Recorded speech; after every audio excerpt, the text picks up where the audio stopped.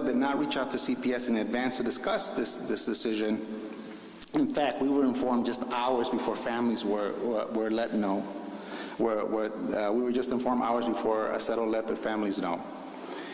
The fact is, while charter school operators are authorized by CPS, our district has no legal authority to prevent them from voluntarily closing their schools. That said, we are here and able to support our families, and we want to continue to work with our families, and we're going to continue to understand the challenges that Aceto is having. Know that we will continue to work on these families, and know that we're hearing your concerns. Thank you. This concludes my prepared remarks. Thank you, CEO Martinez. I missed a couple of points on the script, so I just want to dial it back before we get to questions for you. So before we go any further, I'd just like to reaffirm this board's commitment to inclusivity and collaboration with all stakeholders to foster a supportive learning environment. In alignment with Mayor Brandon Johnson, we are dedicated to our mission of transforming Chicago's public education system. The academic, social, and emotional growth of our students remains our primary focus, and I know I can speak for my colleagues here on the board when I say we will remain laser focused on students and families. Also, I forgot to give a warm and wonderful shout out to our high school board member, Carolina Carchi. If you want to just say hi to everybody, we're really glad to have her with us today. Thank you.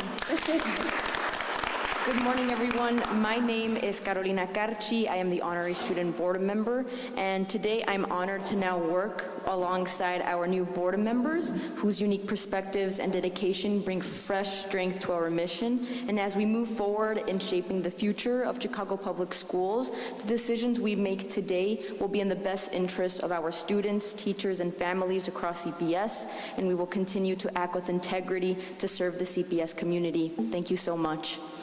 Thank you. Board members, do you have any comments or questions for the CEO? Not at this time. Not at this time.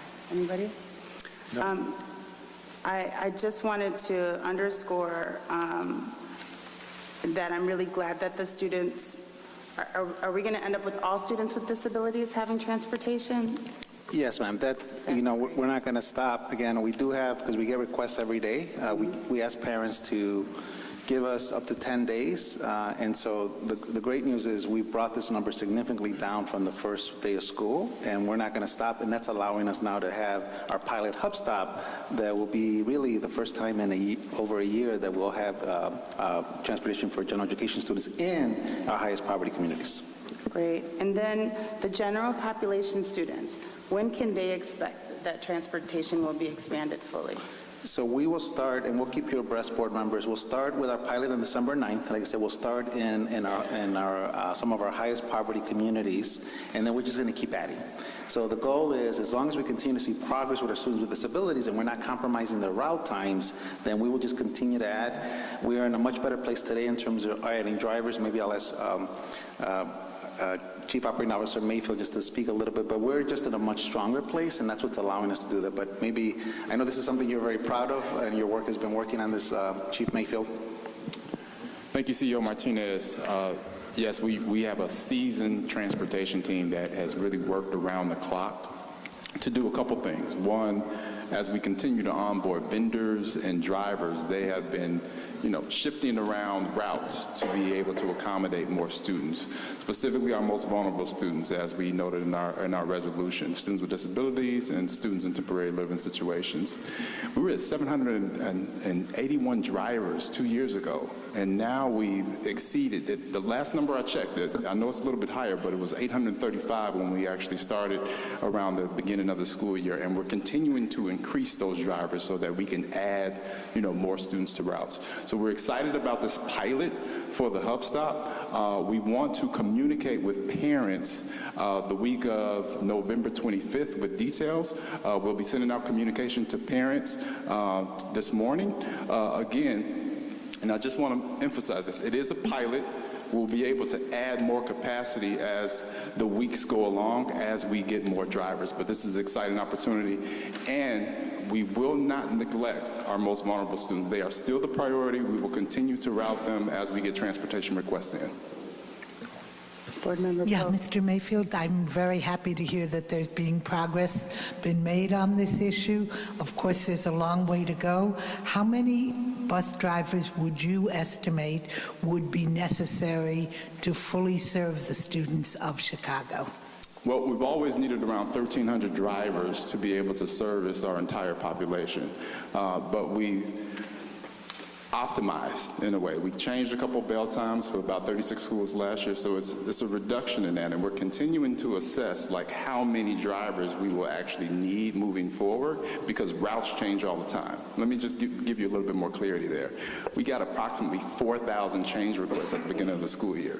So what that means is after the team routed, right before school started, and our team members came back at schools, principals, clerks, and then we got about 4,000 change requests. So that means we had to reroute again. So with those, it's hard to predict the change requests, and so we always are navigating and adjusting how many drivers we need, but on average, about 1,300 drivers. So maybe 12 to 1,300 would put you in a good position. My follow-up question is, when you say you're going to expand to the communities of greatest need, are you using the Opportunity Index to guide you on that? Yes, we are. Okay, Absolutely. thank you. Thank you.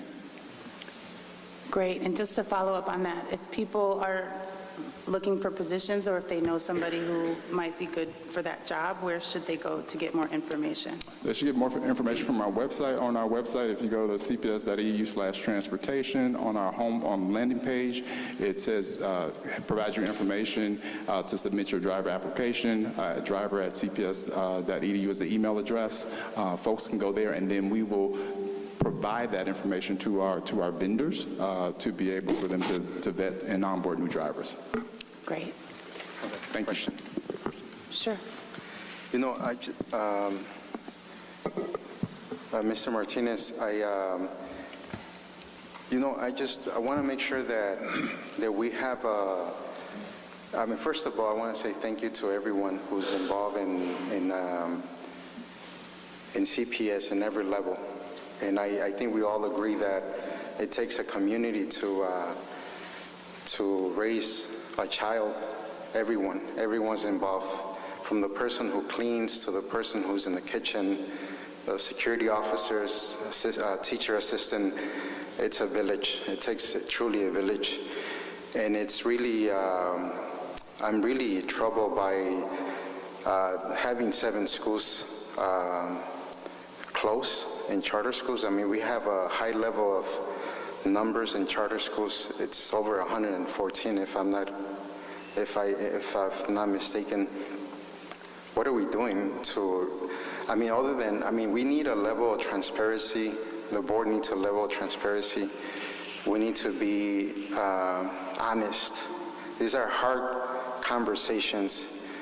And we just have to be truthful and honest, and really, the house is on fire, And I think we have to move every single effort that we have, every single person that needs to be moved to address this issue, because I don't think it's appropriate to say that we just got notified just around the same time that you got notified. We have to do better. And it's painful. It is truly painful,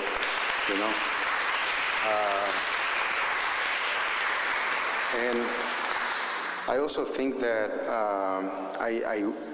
I'm not sure when do we get a report on how we're, like, the progress of at the bargaining table with CTU. When do we get a report on that? How's that going, to make sure that it's moving along to expedite any potential, to avoid any labor disputes, and to make sure that we work on the same note to have a better school day, So those are the questions. I mean, we have a level of responsibility to not only to the children, but again to the village. and that's why we're here. We want to make sure that we're here to support everyone who's at that, who has the boots on the ground. Absolutely, board member. And so we will be planning very in-depth briefings for all of you over the next 2 weeks on both issues, both on just what's happening. I said we're getting information, like I said, right now, even from the provider, as you know, independent from us, but as you said, these are our students, and so I want to make sure that we are listening to our families and working with that provider to see what are solutions, if any, that are possible. But like I said, we'll be providing briefings on both to the board members over the next few weeks, so you'll have a lot of in-depth. I know that you're new, but you're tackling a lot of challenges, and again, I want to thank all of you for your service, because it is a lot that's happening right now at this time. Just to add the principal's contract too, we would like to see where the progress is being made on all of them. Great. Any more questions? You're okay? Okay. So we go to committee updates. Member Pope, please proceed with the update on the Special Education Advisory Committee. Yes, I can. Thank you so much for asking. I am new to this work, but I am not new to working with special education teachers. I was a classroom teacher for many years, working closely with inclusion teachers who came into my classroom to support our students who needed the support. As you probably know, my name is Debbie Pope, and at the October Agenda Review meeting last week, I had the honor of being appointed as the chair of the Special Education Advisory Committee. I'm excited to learn from subject matter experts, meet with stakeholders, collaborate with and get to know current committee members, and to work with Chief Joshua Long of the Office for Students with Disabilities. I'd like to thank Mary Fahey Hughes and the SEAC members for their dedication and steadfast work to remove further barriers and provide student access to all educational environments. In the past year, the committee partnered with CPS Talent to engage the community in the chief search process, supported and encouraged the department to adopt a new name that more accurately reflects the population we serve and combats the stigma tied to the word disability, and collaborated with OSD to develop a feedback survey to help improve CPS services and support for students with disabilities. Again, thank you all for your contribution. The next meeting of the committee will take place on Wednesday, November 13th from 6 p.m. to 7:30 p.m.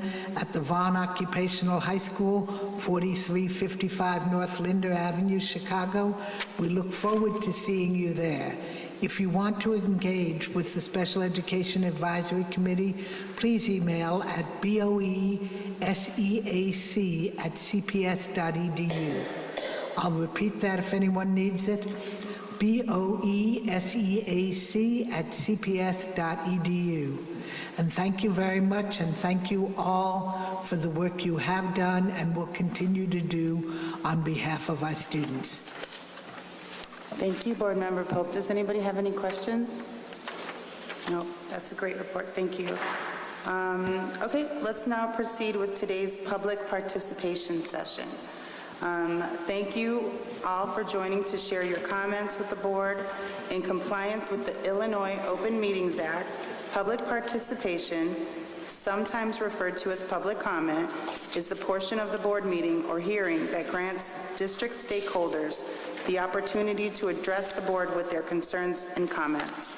Note that public participation is the time for the board and CPS senior leadership to listen and to hear from you, rather than a time for a dialogue with board members during or after your remarks. While we can't discuss personnel matters, public participation is a key component of transparent governance, and it provides us as board members, as well as senior leadership, an opportunity to listen to everyone who has signed to speak. This board takes equity and a voice very seriously. While we may not address your comments directly during public participation, CPS leadership is always present at our meetings and are able to address concerns as follow-ups after the meeting. As a district and as a board, we also have many other spaces for authentic dialogue. For example, each and every one of our board members host board office hours so that we can have a conversation. Please use our website, cpsboe.org, if you want to meet with a board member during office hours.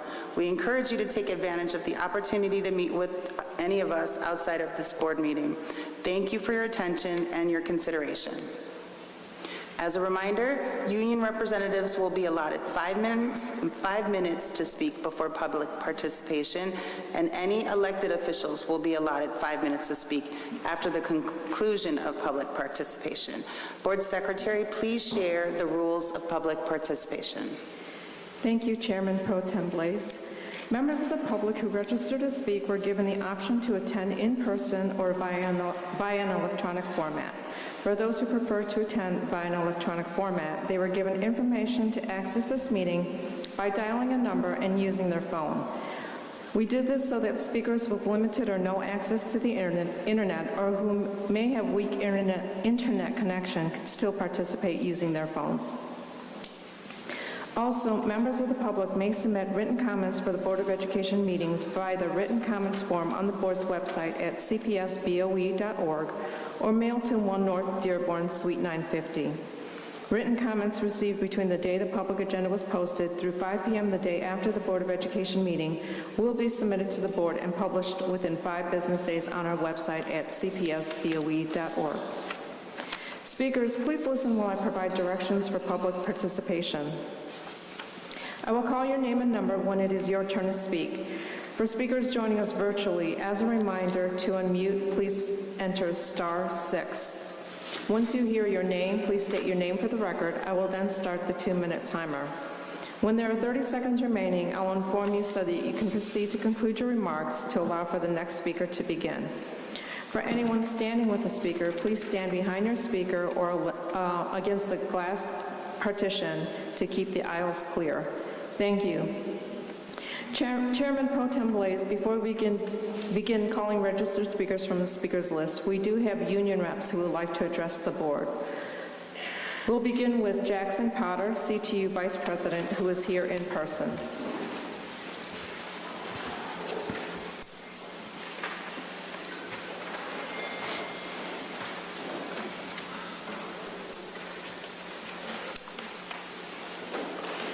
Good morning.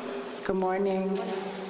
Members of the board, parents, educators, other esteemed Chicagoans here today. As a Jewish educator, an officer in our union that proudly stands up for members who work for our students, who live in every zip code in the city, every race and gender, every religious faith belief, I want to acknowledge and appreciate Reverend Johnson's resignation and thank each of you for moving forward in your role of public service to deliver quality education for our students. It's a teachable moment. We need to ensure that our students have access to media literacy. It's important to note that school librarians are uniquely equipped to provide that, and we don't have many of them in our schools. They can help students not fall into the dark web of conspiracies, falsehoods, reject misogyny, Islamophobia, anti-Semitism, and navigate a terrain that is increasingly polarized with misinformation and division. For these reasons and more, our leadership roles come with a higher standard of responsibility, especially with this board that's at a critical juncture facing great challenges and great opportunity. Yesterday, just after parents and union educators were protesting Acero's decision to close the largest number of Latin majority schools in Chicago's history, CEO Martinez told Block Club about his response to the sudden and irresponsible closure, that he was collaborating with Acero management to close them and would make a plan to transition those 2,000 students. While you may not have legal tools to stop them to this extent, you certainly have moral obligation. Our union sent a letter to you on October 10th, shortly after you found out, requesting that you protect these students and either refuse to allow Acero to close or keep them open by absorbing those schools. schools that CPS already pays for, back into our district. We have yet to hear a response, and I think we have parents and educators that would like to hear a response as well. We understand you've given management one. The day each of you were sworn in, our union requested a formal investigation of UNO, now called Acero. That is still needed. And it has come to light that Acero met with bondholders also before parents and educators. There's a theme here where they told investors they could only accept 1 out of 10 students displaced by these closings. It's important that you and the public of Chicago understand CPS already pays for those students' education. In this case, we pay a company who's led formally by CEO Juan Rangel, disgraced the arrangement by saddling them with debts paid off with CPS funding intended for classrooms.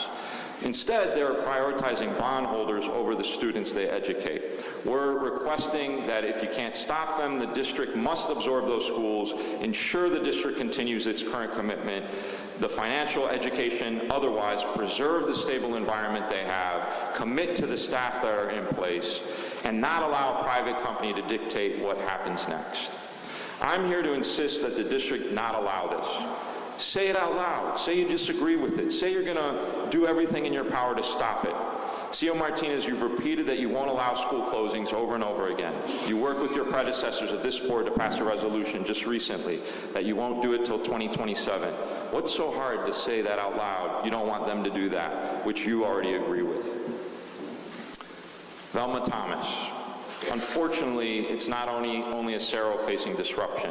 Velma Thomas is the only dual-language early childhood center currently operating in the city, recognized at the state, national, international level for the quality of its early childhood program. Under the jargon of co-location, we know that, CEO, you are planning to send it to a different community in a different building that would create essentially a different school. It's a de facto closing. So while the name might still be there, it's not really the same, is it? Forcing students to find new schools closer to home. In fact, you could renovate the building, work with partners, keep it open. You've done this in Northside and Beverly, where new early childhood centers have been opened. You can do that with Velma Thomas. Last, I'll just remind the board that your plan of 5 years, the mayor's transition plan, and our contract proposals are all aligned. But you can't say yes out loud publicly while the CEO and the bargaining team says no privately. I'm grateful the mayor sees the urgency of the moment and has said yes to this shared vision.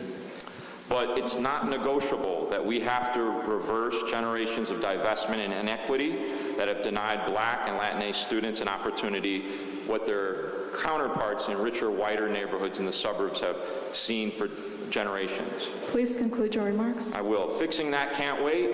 Supporting Acero families can't wait. Supporting the families at Velma Thomas can't wait. And frankly, our 330,000 students, the 30,000 members of our union who have been without an agreement since June, we can't wait either. Thank you for your time. Thank you for your comments. The next union rep is Jen Conant, CTU Charter Division Chair, who is joining us in person. Good morning, members of the board and CEO Martinez. Good morning. Good morning. I'm Jen Conant, Chair of CTU's Charter Division. I want to begin by welcoming you all again and thanking you for serving on the board at a challenging time. Your leadership is much needed. Mr. Yanez, your comments earlier were much appreciated. Most of you heard me speak about Acero last week, and I'm here to speak about Acero again. As I shared last week, Acero made the devastating decision 3 weeks ago to close 7 of its schools at the end of this school year. They made that decision without any consultation of parents, students, educators, or community members. Acero has still not held a single town hall for parents, but unsurprisingly, they have met with their bondholders and investors. And where is the Illinois Network of Charter Schools in all this? INCS has finally shown that they are not really advocates for students and families at charter schools or for charter school teachers like me. No, they are advocates for charter operators. According to INCS, if a charter operator wants to open new schools, great. More oversight and accountability? No. An operator wants to close half its schools? Fine. Inks is spending millions to support school board candidates who they think will protect the rights of charter school operators like Acero to walk away from their agreement with the district over the rights of these students to stability and education they were promised. Meanwhile, educators and parents have been rallying and yelling at the top of our lungs that these closings of these schools is unacceptable, that these school communities are beloved and should not be broken up. We know from 2013 how traumatic school closings are, both for students and staff at closed schools, and also how challenging it is for students and staff at receiving schools. On Wednesday, hundreds of parents, students, and educators rallied outside Acero's expensive and unused downtown office, and then we marched to CPS. We wanted to deliver a letter to CEO Martinez calling on CPS to intervene. We were locked out. But also, while we were rallying, CPS emailed the parents at closing Acero schools offering to help families with the transition to new schools. Offering to help Acero close schools smoothly is not enough. Telling us to quit complaining, to accept that our students and children will lose their schools, and telling families that you will help them transfer is not enough. You may not have a legal obligation, but you have a moral obligation. Both CPS, this board, and Acero have an obligation to these children. Acero is running from that obligation. Are you going to do the same, or will you act like leaders and stop it? Thank you. Thank you for your comments. The next union rep is Stacia Scott, SEIU Local 73 Executive Vice President, who is here in person. Thank you. Good morning, CPS Board, CEO Martinez. My name is Stacia Scott Kennedy, and I'm the Executive Vice President for SEIU Local 73. We represent 12,000 support staff in CPS, board custodians, special education classroom assistants, crossing guards, security officers, bus aides, sub-SECAs, sub-bus aides, and student safety center coordinators. We're on the precipice of a new day in Chicago education, where the first 10 school board members will be elected on November 5th. You all are charged with the incredible opportunity and responsibility to carry out the interim term and help transition the new board members. The learning curve is steep for a bureaucracy of this magnitude. Trust me, I know as someone who's spent the last 3 years trying to navigate the various departments, people, stakeholders, to build a better, supported, safer, and cleaner school system for our children. When I came into office and received my assignment of CPS, I assumed that it would be fire and fury all the time, fighting among the people in CPS. But what I discovered is that there are a number of committed, smart, and caring people who work in Chicago public schools who are willing to partner and form allies to make our school system better for the children. What I would encourage all of you to do is to ask as many questions as you can, get to know the board staff, take a holistic approach, not make assumptions, build relationships with all labor stakeholders, community, and parents, and lean on the previous board members who navigated similar waters that you all face now. We recently settled our contract, where we raised the floor to $40,000 a year for full-time support staff. This is a major victory. Our security officers went from $33,000 starting wage to $40,000 effective this past July 1st.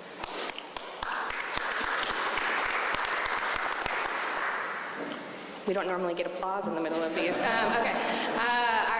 We increased security to 8 hours a day, increased bus aid hours to 6 hours a day, which helps them to be able to make ends meet. We protected our crossing guard benefits that they brought over when they transitioned to the city, which was important to our members.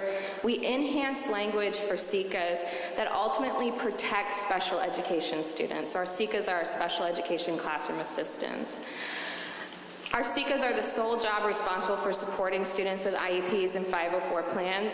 We made incredible strides in our last contract and won better protections for workers and for CPS's children. We've worked closely with the leadership in safety and security under Chief Jadine Chow to address real-time safety concerns. Chief Chow will get things done. The labor relations team is more effective than it has been in the past under Miguel Peretta. And then our chief talent officer, Ben Felton, and Jerry Taylor have done a lot of work to recruit. So they hired a SECA retention specialist that focuses just on hiring SECAs to reduce our vacancy numbers so that the students with IEP and 504 plans can actually receive the services they're entitled to. Chief Long in OSD is new, but he came to the bargaining table and was willing to actually listen to our members, and it shifted the tide of our negotiations for our special education classroom assistants. I want to thank former board member Mary Fahey Hughes for her role on the committee and her leadership. Hopefully she's on a beach somewhere not listening, but if she is listening, thank you. And I'm excited to work with you, board member Pope, as you take on the committee. We've spent 2.5 years working with the leadership of facilities under Ivan Hansen, Rob Chrislip, Caleb Breiberg, Jocelyn Dixon to improve the internal systems necessary for CPS to take on in-house management of facilities. For 3 summers, my phone was blowing up with complaints from members about not receiving training, not having equipment, not having a plan, not having supplies, and they were panicking about not being able to do their jobs over the summer so that students would return to clean buildings. Well, I'm not going to say my phone didn't blow up this past summer because retro checks were coming in, but it wasn't about the issues in facilities management. And so we've seen a clear difference in the management. You have 30 seconds remaining. Oops. All right, let me hurry up. The issues we currently face in facilities are actually about the numbers in the workforce, not about the management. The amount of square footage per custodian is too high. The amount of overtime required is unsustainable both physically and financially because we don't have the numbers in the workforce. And the budget cuts that plagues facilities has nothing to do with CPS's ability to manage facilities and everything to do with the number of workers we have to fulfill the work. We used to have 4,500 custodians in the 90s that were board custodians. We're down to 2,500 roughly now, and that's because of privatization and cuts over the years, thanks to Paul Vallis. So we've made significant progress in the day-to-day management, but we need support in terms of funding to be successful. And I hope that you all will reach out to us, SEIU 73. We want you all to be successful, and we want to support you as best we can. Thank you. Thank you for your comments. The next union rep is Troy LaReveille, CPAA president, who is here in person.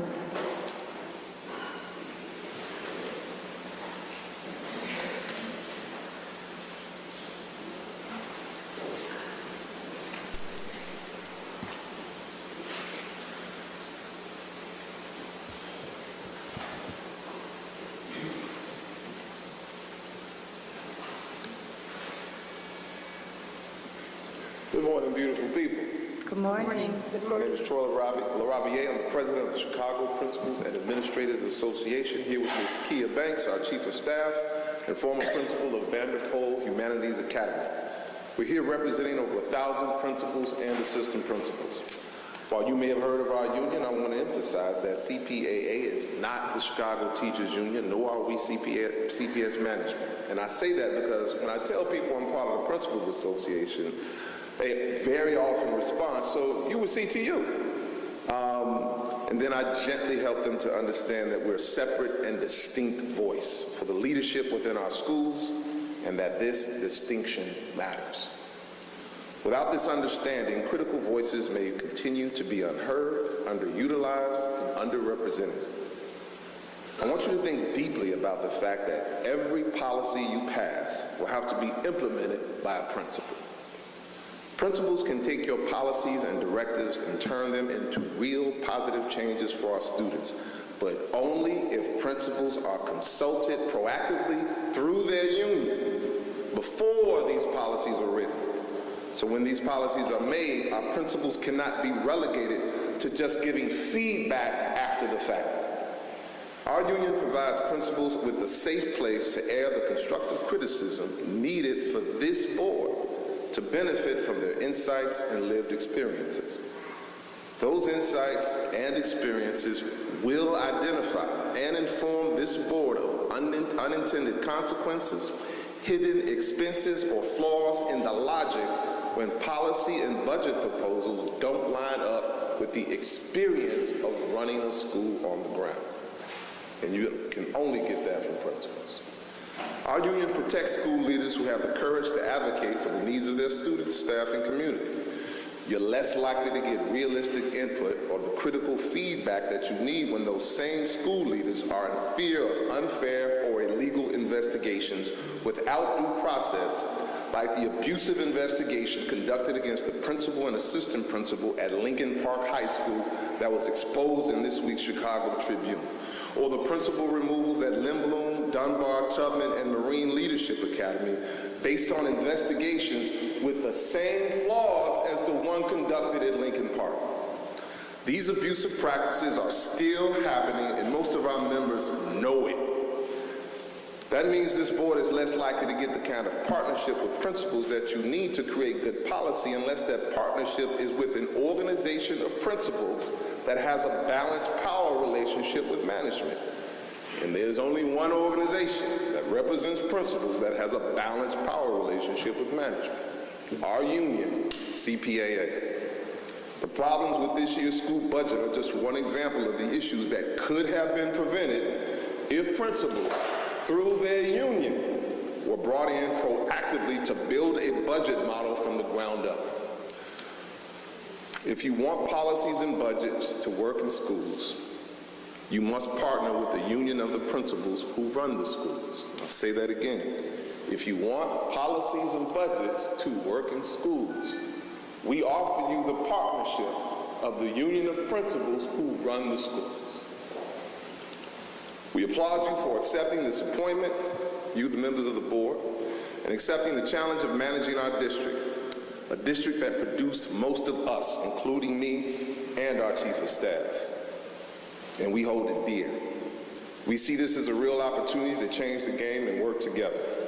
CPAA, CTU, SEIU, CPS Management, the mayor's office, and this board can all collaborate to achieve the outcomes we want for our schools. My goal and the goal of those I represent is to establish a consistent rhythm of inclusion starting today. On behalf of our members, we trust that this is your goal too, and we're ready to partner with all of you to make our district better every single day until it is amongst the best in the world. Let's see, I have 40 seconds, and I hate when she interrupts me, so I'm just going to wait. I will ensure. You have 30 seconds remaining. Thank you. I will ensure that all of you have my contact information as well as the contact information of Ms. Banks, our Chief of Staff, and I hope that we can arrange a series of conversations soon. Bless you all. Thank you. Thank you for your comments. Chairman Pro Tem Blaze, we are now ready to call speakers from the speakers list, and we will begin with the group from Acero. We will start with speaker number 1, who is joining us virtually. Please enter *6 to unmute.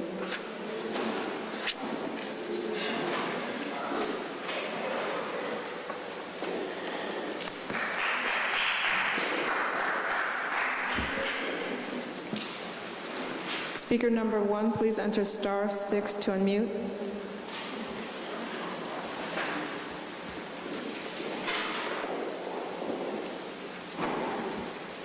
This is Michelle Sarge. Good morning. Please proceed. My name is Michelle Sarge, and I am a special education teacher and the school union delegate at Acero Brighton Park. I am here to address the issue of the Acero school closing. Although my school, Brighton Park, is not closing, the ongoing closures have already impacted us, particularly regarding student transfers.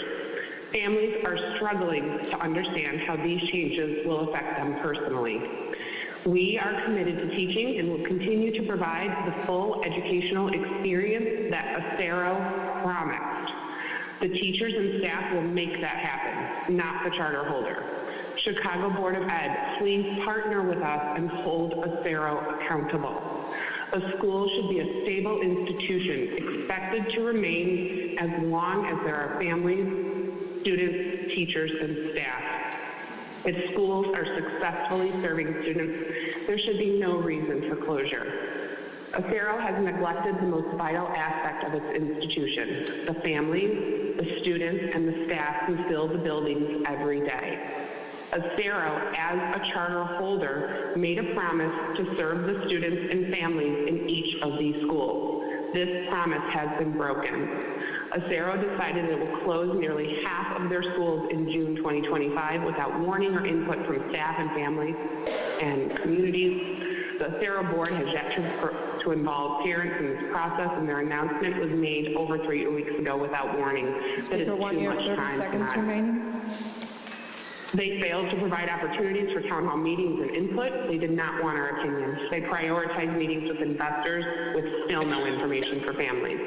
Acero priorities do not align with the needs of our educational institutions. We urge Acero to devise a plan that will allow as many schools as possible to remain open. CPS should ensure that all school communities can continue to thrive.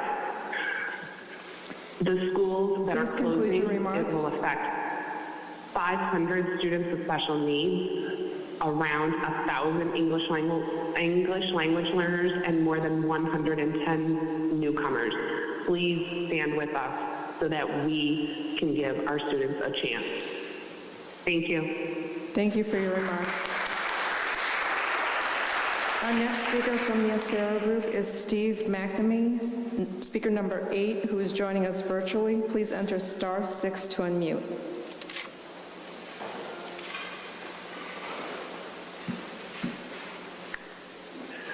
Steve McNamee. Please proceed. Hello, I'm Steve McNamee. I'm a special education teacher at Octavio Paz Elementary, one of the 7 schools that the Acero Charter Network has announced it plans to close at the end of this school year. Acero's CEO, Rich Rodriguez, and CFO, Richard Valerga, with their C-suite colleagues and their board of directors, have attempted to hand down this decision without a conversation, as though these closings are inevitable and as though the decision is final. They communicate via unsigned official press releases and an unsigned website that blames aging buildings and numbers on a spreadsheet. Rodriguez, Valerga, and the rest communicate this way because they are cowards. They accept power, they accept credit when things go well, but they're scampering away from the responsibility now that they've mucked up the lives of 2,000 Chicago kids. The nonsense excuses for these school closings are typical in the world of business. Financial decision makers take risks, and sometimes that leads to loss. This is to be expected from these gambling MBA types, but this makes no sense in the world of education. So we have charters. These documents should protect public rights and necessities from the dice-tossing, funny money habits of reckless capitalists. And, dear board members, this is where you come in. Rodriguez, Valerga, and the rest of these corporate types messed up. Okay, now you get to tell them what to do on our behalf. That's the deal they signed with that charter. I am asking you to compel these individuals to keep these schools open. And if they can't do that, I am asking that CPS assume operation of these schools and keep them running. Each child and each parent lives the devastation of a school closing personally. Speaker 8, you have 30 seconds remaining. They have no corporate banner, board of directors, or city hall office to bear the force of the hit for them. This is why I am giving each of you, as well as Mayor Brandon Johnson, the opportunity as individuals to simply do what is right for the people you serve. Keep the Acero schools open. Thank you. Thank you for your comments. Our next speaker, Elsie Damas, speaker number 12.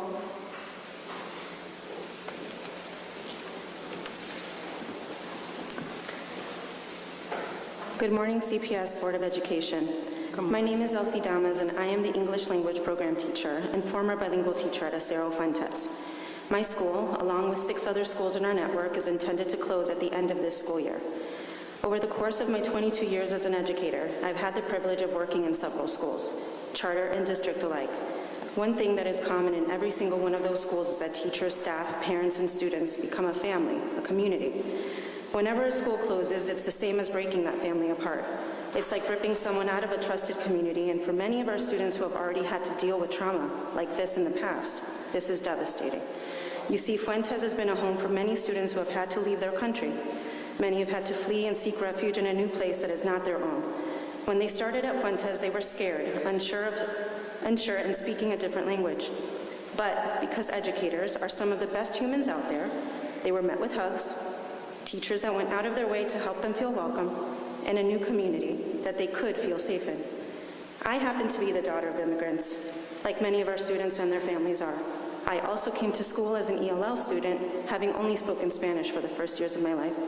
I, too, was scared that my teachers wouldn't understand me or even care to.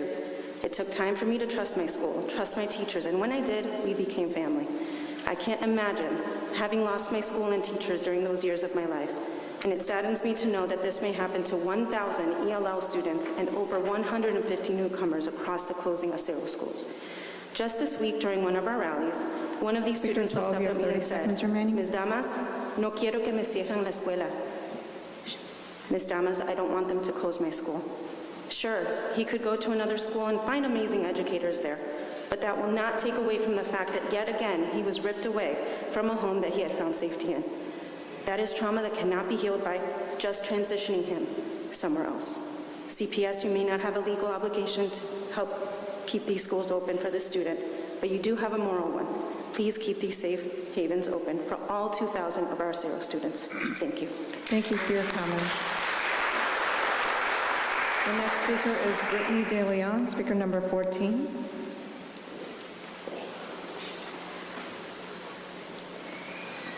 Hello, my name is Brittany De Leon, and I am a second and third grade teacher at Santiago Elementary School. I'm speaking today on behalf of Santiago teachers and staff who strongly oppose Acero's decision to close our school and the other 6 schools in our network at the end of this school year. Santiago is more than just a building. It's a thriving community that nurtures academic excellence, deep relationships, and cultural pride. Closing it would be a tremendous loss, not just for current students, but for the entire community that it serves. The academic accomplishments of our students are undeniable. This is not just about hitting benchmarks. Our students believe in themselves and take ownership over their learning. To close a school that fosters this level of excellence is an act of injustice. Our students' voices speak louder than any statistic could. With a remarkable 96.4% attendance rate, the highest in the network. Students have made it clear that this is where they want to be. They don't just come to school, they love it here. Before breaks, many students get emotional, some even crying over leaving their teachers and friends. A school that nurtures this kind of love, dedication, and sense of belonging is not one that can be easily replicated or replaced. This is not just a school, it is a cultural hub that brings people together in pride and solidarity, a proud symbol of cultural celebration, a space where students' identities are honored. Closing the school would leave a void, a hole in the community that no school can fill. Our school stands as a model of equity. We're an exemplar of what school choice should look like, a place where every child is valued, regardless of their circumstances, and given the opportunity to grow. To close these schools sends a message that equity and inclusion are not priorities for the city of Chicago. Closing these schools conveys the message that students of color are not valued, that schools serving Black and brown communities can be shut down, and that institutions supporting low-income populations can be discarded, and that those in power will do nothing to stop it. Please conclude We your urge you remarks. to save Santiago and the other schools Acero threatens to close. The stakes are too high and the consequences too grave. We ask you to keep our schools open, not just to keep our schools open, but to invest in their future. We are counting on your support. Thank you for listening. Thank you for your remarks. Our next speaker, Melina Pereira, speaker number 15, is joining us virtually. Please enter *6 to unmute. Good morning, CPS Board of Directors. My name is Melina Pereira, and I'm a Brighton Park community member.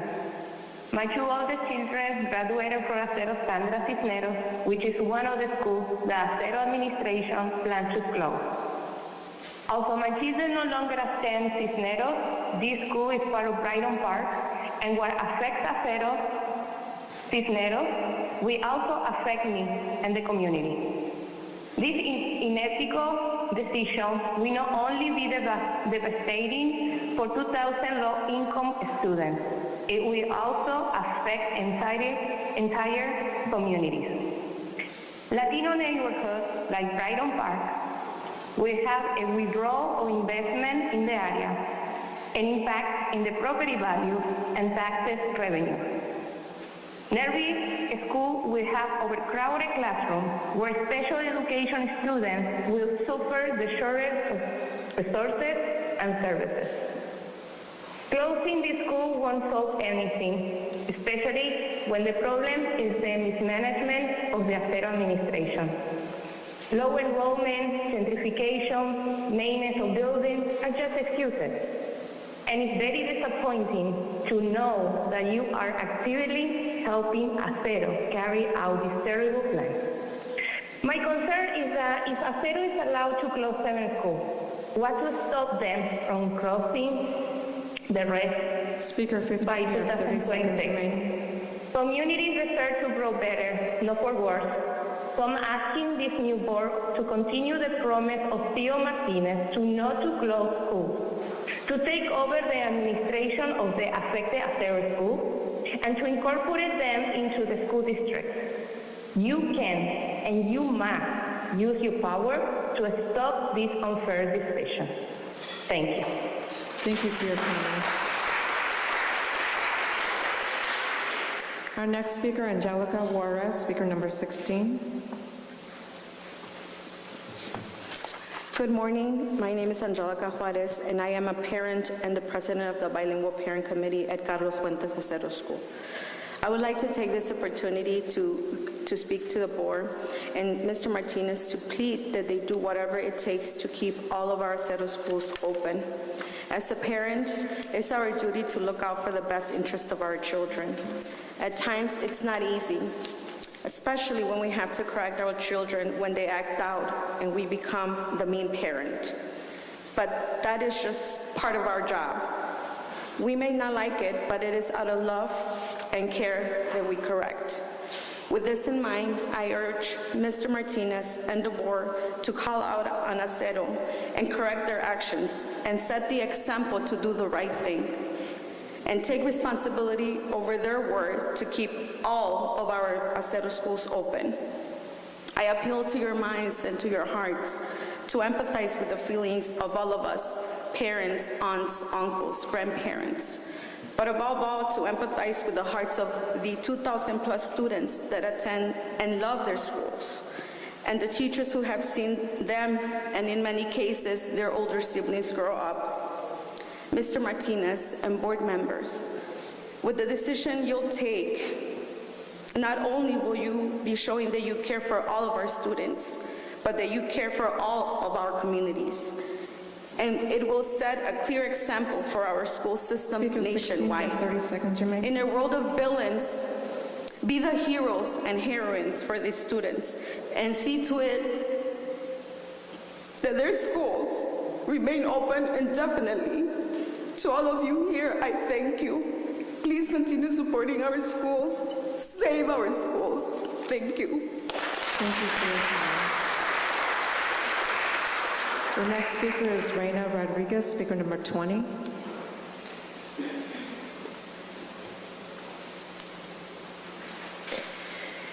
Okay. Dear CPS, Pedro Martinez, I met you before, and board members, my name is Reina Rodriguez, and I am a proud parent at Esmeralda Santiago. Santiago is part of the Acero network with the highest attendance rate in the network, has waitlists in many classes to enroll students, and is overall one of the highest performing schools in the city of Chicago. I have had the honor of serving as the president of the BAC and the Parents Committee for the last 6 years, advocating for our school and its wonderful community. Learning that Santiago might be closed has been heartbreaking, not just for me, but for the countless families who depend on this school. I have 2 children who have benefited immensely from their time at Santiago. My oldest, who graduated from 2023, finished 3rd in his class and is currently attending Northside College Prep, where he's thriving.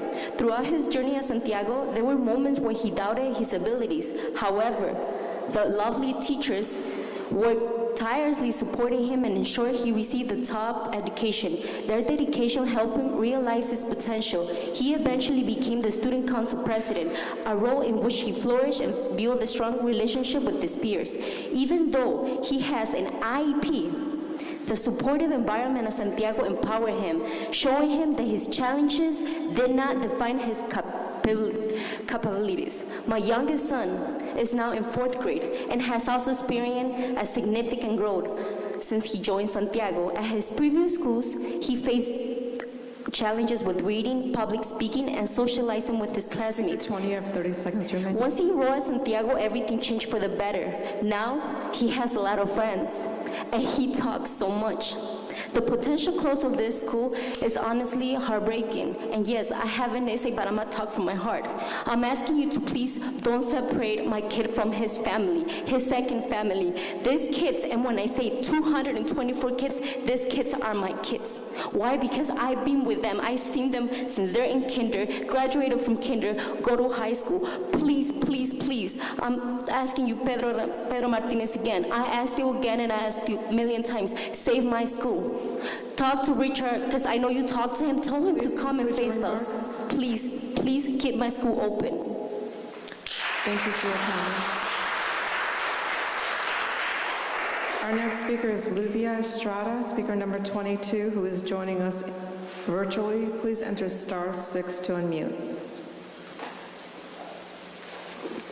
Presione estrella y el número 6. Buenos días, miembros de la Junta Directiva. Mi nombre es Lluvia Estrada. Soy mamá de 2 estudiantes de Cisneros, una de las escuelas que están por cerrar. Me dirijo hacia ustedes porque siento mucha tristeza, dolor y decepción que estén por cerrar una escuela donde una de mis hijas se graduó el año pasado. Somos una comunidad. Les pido que CPS haga algo por el bien de nuestros hijos. Ellos merecen tener una educación justa y un lugar seguro. No es justo que ellos estén sufriendo. Mi hija de 13 años empezó a recibir terapias porque desarrolló depresión. Es una gran preocupación como madre ver a mis hijos y a sus amigos preguntarse a dónde irán si cierran su escuela, la Cisneros, y en el futuro cuántas escuelas más cerrarán. Ustedes tienen el poder de hacer algo. No jueguen con la educación de estos niños. Mantengan nuestras escuelas abiertas. Se lo pedimos, señor Martínez, por favor. Mantenga el futuro de nuestros hijos abiertos. No cierren más escuelas. Gracias. Gracias por sus comentarios. We'll have our translator translate the statement.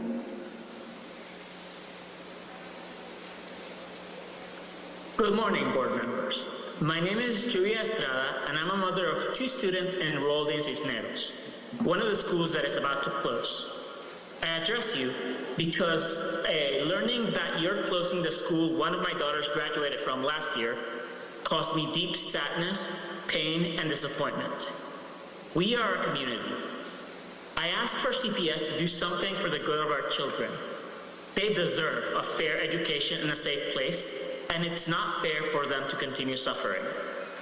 My 13-year-old daughter has begun therapy after becoming depressed. As a mother, it is very concerning to see my children and their friends wonder where they'll go if their Cisneros school is closed. And how many more schools will close in the future? You have the power to do something. Don't play with our children's education. Keep our schools open. We ask you, Director Martinez. Our children are the future, and you're closing off their future. Thank you. Thank you. Our next speaker is Mary Rocco, speaker number 23. Hello.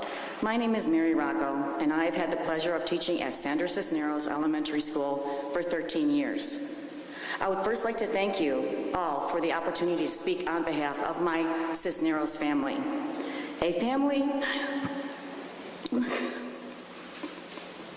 which encompasses colleagues, students, and their families. During these 13 years, Cisneros experienced successes and challenges.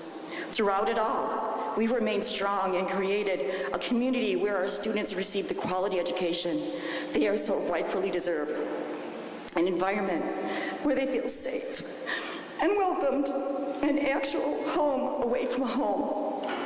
This feeling begins each day with our crossing guard. Staff, students, and families can always count on a warm smile and a have a nice day, no matter the weather. This experience continues throughout the day with each staff member they encounter, whether it is a janitor in the halls cleaning up a spill or the lunch ladies serving them lunch. Our students receive positive interactions each and every day at Cisneros. We also cannot forget about the daily interactions our students have with our teachers and other staff members in the building. But now, our home, our family is threatened by the very individuals that led to its existence. So I ask you, who is going to provide social emotional support to students after Acero locks Cisneros' doors and throws away the keys? Kids whose ties with their social community and school family will be broken just like their hearts. Now let us talk about our newcomers. They were promised a safe environment to learn and grow. Now, after developing relationships and staff with staff and other students, as a matter of fact, I'm wearing a bracelet made by a newcomer. They're forced to create new relationships all over again at another school. Haven't these children been through enough already? Now they're going to have to experience even more trauma. This is not acceptable. We will continue to fight for what is best for our school community. We pray that you will continue to fight for our kids and ensure that all of the Acero schools, either through Acero or the district, stay open. Thank you for your remarks. Cheetah strong, all day long.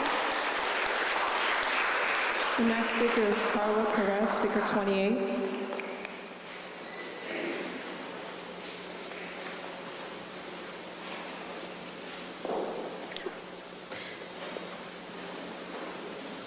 My name is Carla Noriega Perez, and I stand before you today as the academic interventionist at Acero Casas.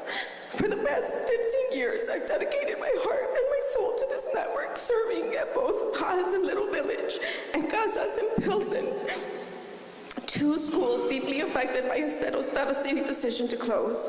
As I drove home yesterday, I was engulfed in a wave of emotions, grappling to how to convey the profound numbness, confusion, and loss that our schools and communities are enduring right now. The feeling of helplessness and overwhelming, especially when parents turn to us searching for reassurance and clarity amidst this turmoil. We, students, parents, educators, have been blindsided by Acero's decision to shutter 7 schools, and to this day, we have faced minimal accountability. They have not scheduled town halls for parents or offered the transparency we desperately need. It feels as if they're invading responsibility for a cowardly choice that has devastated thousands of Latino students across Chicago, including over 500 students with special needs and nearly 1,000 English language learners, all who have found hope and a home in our schools. Without clear direction, we feel lost. We demand a response. We are crying out for a plan, for something, anything that indicates that our schools still matter. I propose that together, students, parents, and educators with CPS, we unite in a powerful call to action and demand that Acero keep our schools open and uphold their commitment to our families and our community. Our word is our bond, and this is something I instill to our students. I am issuing an urgent demand. CPS cannot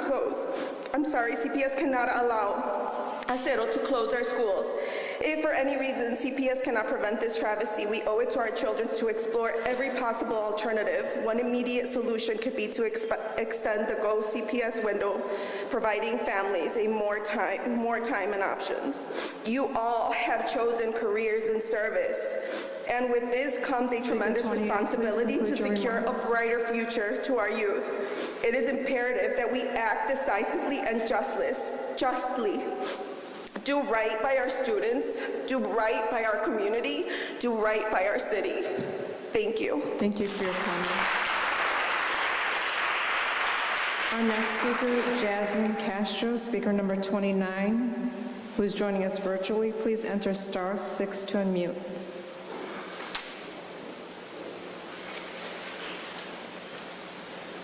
Good morning. My name is Jasmine Castro. I'm a mother of 2 kids and attending Acero. And good morning. First of all, I want to thank Thank you for this time. I am proud mother of Acero Casas student. I am in front of you to empathize my concern about closing my children's school. However, I am here to ask CPS counseling that if Acero cannot keep this school open, I ask CPS to adopt them as they are. I also ask CPS to have financial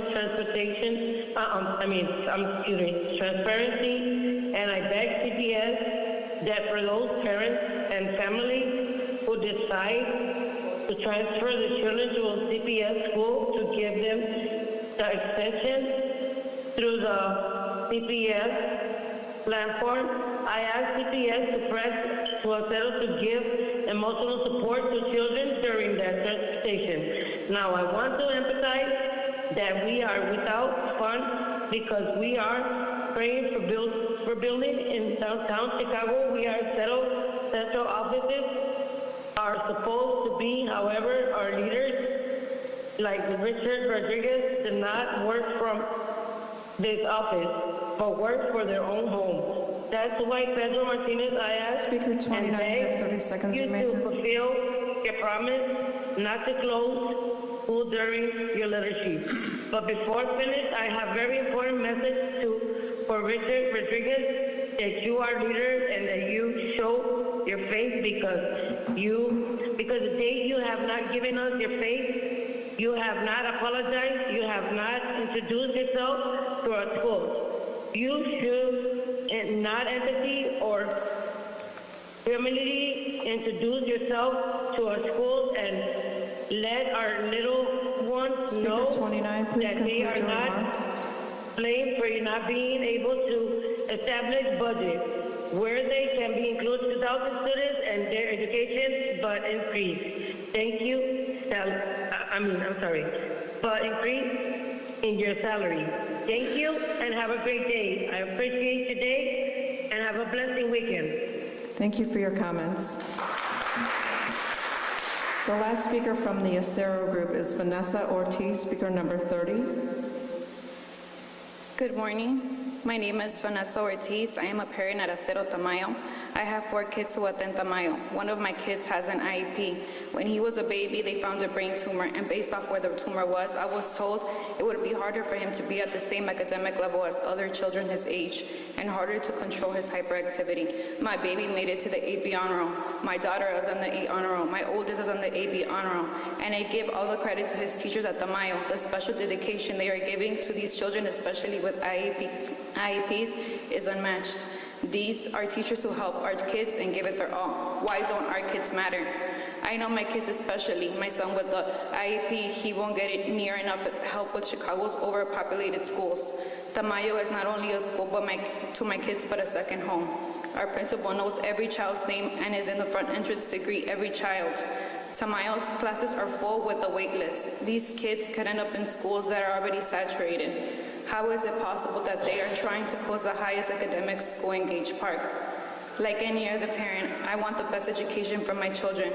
I want that chance for them. I'm asking for our kids. Don't allow Tamayo School to be shut down. These children's education matters.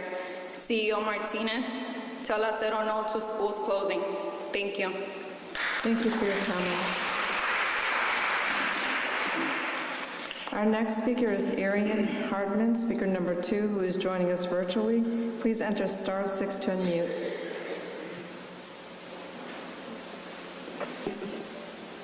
Arian Hardman. Good morning. I am a founding 7th grade student and now a senior at Art and Motion, Creative Arts High School, also known as A. When my grandma first heard on the news about a new school focusing on the arts, opening a few blocks away from our house, she knew it was meant for me. I've been creating art since I was very little, creating watercolor subjects for my mother. This school was the opportunity I was searching for to help find through my skills. Art in Motion has helped me grow in ways I never imagined. Through art,